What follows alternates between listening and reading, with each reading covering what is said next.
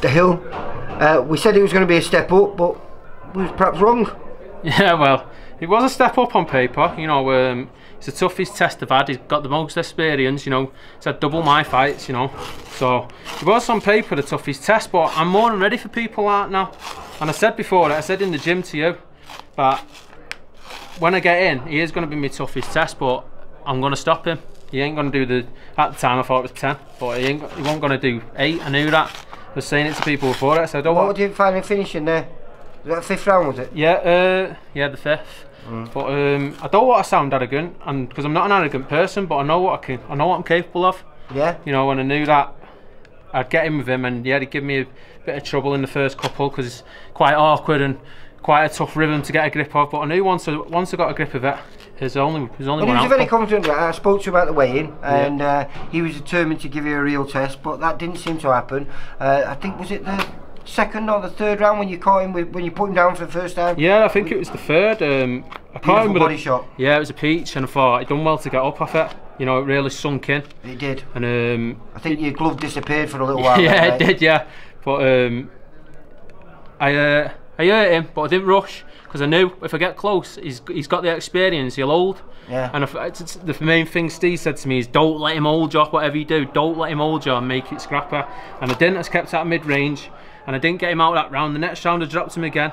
I didn't get him out of that round. It was all just patience, and I think that's coming now with my experience. Maybe a couple of fights ago, I wouldn't have done that. I would have rushed in and maybe got caught with something stupid myself. But like you say, that's just learning the game. Well, I was saying to you before, do you feel that's helped you, you know, because we always felt you were going to campaign at super middleweight because you were this size when you were 18 years old, mate. Yeah, you know, yeah. So we thought you were going to grow and you were going to be a huge super middleweight. That never happened, but you were fighting huge super middleweights and they were giving you no trouble. No, I mean, boxing was the key up at that weight. You know, they was always stronger than me, even though I didn't want to admit it. And I thought, no, I'm stronger than them. They wasn't. They was heavier.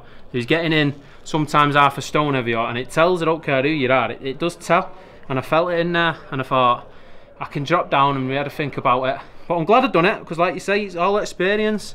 I've campaigned up there, and some of the light heavyweights, that I've been in with, are campaigning now. Some of that cruiserweight. Yes, we know. You know, some are that light ever now. Do you know, the stoppage that you got against that Anthony Fox here, I think you stopped him, was it the 2nd round, mate? Yeah, 2nd round. And he's just gone on, had that little 4-run win against all good kids. Yeah. And then just got in with that Danny Dignam and lost a very, very close decision. Some people believe he won because he had him over, I think, twice in the 4th round. Yeah, that's what I mean. He's making me look like a superstar in the making, isn't he? But no, he was tough when I fought him.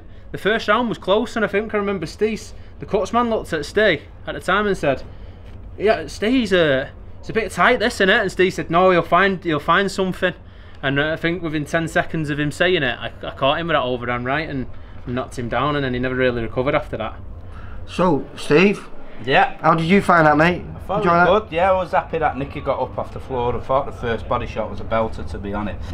We just said his glove disappeared for a little while, didn't it? Yeah, the next ones, I think he was more of just getting broke up, and obviously there was an accumulation of shots. I think he went down more under the pressure of it, but the first body shot was a peach. I knew he just started, because he just started sitting in there that little bit more.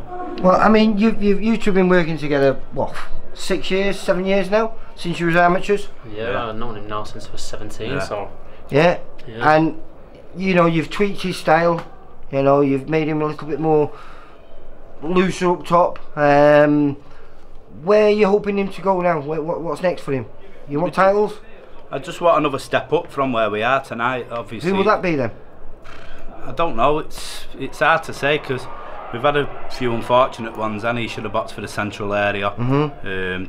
After that they said it was going to be still for some sort of title. It never come off. It was like, I don't know if it's a challenge belt or something like that, but I'd like the next one to be a step up from here, and then that should be worthy of some sort of title. So anything really, whether it's a central area. I know the English is getting fought for in a few weeks, I think. So well, it's been a good night for you tonight, though, hasn't it? Yeah. 2 great performances by 2 lads that both on the verge of big things, I think.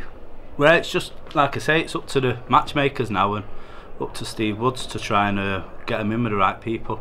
I think that was a test tonight. It wasn't a walkover. No. So it's still a fight that he's going to. Well, it was a walkover, but it shouldn't have been. Yeah. Well, it's a fight he's going to learn from, and that's what I've always wanted Dale in. Even from when I turned in pro, I think he was just talking then about some of the kids who've been heavier than him. And I wanted them fights for him at the beginning because I think when he fights for the title, they'll stand him in good stead.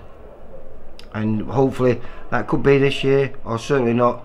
Certainly early next year. Yeah, I think we're going to have 2 fights before Christmas now. We're going to dub the gym up for a few weeks. I think everyone's got a bit of an holiday planned. We've trained hard since Christmas, so we'll have a few weeks off, and the idea is to get back in, say, September, October.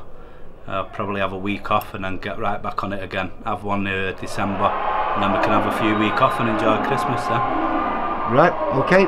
Congratulations, lad. You can hear some noise out there. I think someone's just been gone over. Well done. 14-0, mate. Well done. With 4 KOs in it. 2 on the spin, so let's keep going. Well done, lads. Cheers, Lee.